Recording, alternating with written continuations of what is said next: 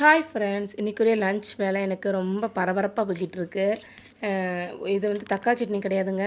இது வந்து மீன் குழம்புக்காக நான் ரெடி பண்ணி வச்சுருக்கேன். தக்காளி வெங்காயத்தை நல்லா வதக்கிட்டு அரைச்சி வச்சுருக்கேன்.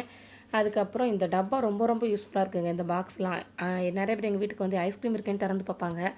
ஆனால் இது உள்ளே வந்து மீன் தான் இருக்கும். ஏமாந்து போயிடுவாங்க, என்ன பண்ணுறது. அதுக்கப்புறம் எல்லாமே ரெடி பண்ணி வச்சுட்டு மீனையும் ஒரு பக்கம் பொரிச்சு எடுத்துட்டேன். அதுக்கப்புறம் மீன் குழம்புமே ரெடி ஆகிட்டுங்க. பாருங்களேன், மீன் பொரிச்ச எண்ணெயில் கடைசி அந்த எண்ணெய் இருக்கும் இல்லையா, அதில் தான் நான் எப்பவுமே தாளித்து விட்டுருவேன். இந்த மாதிரி தான் அதை வேஸ்ட் பண்ண மாட்டேன் நான். அதுக்கப்புறம் சூப்பரான மீன் குழம்பு ரெடி. சமையல் வேலையும் முடிஞ்சுது. என்னென்ன செஞ்சுருக்கேன்றது உங்களுக்கு காட்டவா.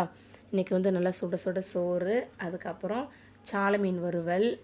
நல்லா கலர்ஃபுல்லாக இருக்குல்ல, செம்ம டேஸ்ட்டாக இருக்கும். இதுவுமே எனக்கு இந்த மீன் ரொம்ப ரொம்ப பிடிக்கும். அதுக்கப்புறம் வந்து மாங்காய், அதுக்கப்புறம் பச்சை மிளகாலாம் போட்டு சூப்பரான ஒரு சாலை மீன் குழம்பும் பண்ணியாச்சு. உங்களுக்கும் பிடிச்சிருக்கா? வீடியோ பிடிச்சா லைக் பண்ணிட்டு சேனல் மறக்காமல் சப்ஸ்கிரைப் பண்ணிவிடுங்க. தேங்க்ஸ் ஃபார் வாட்சிங்.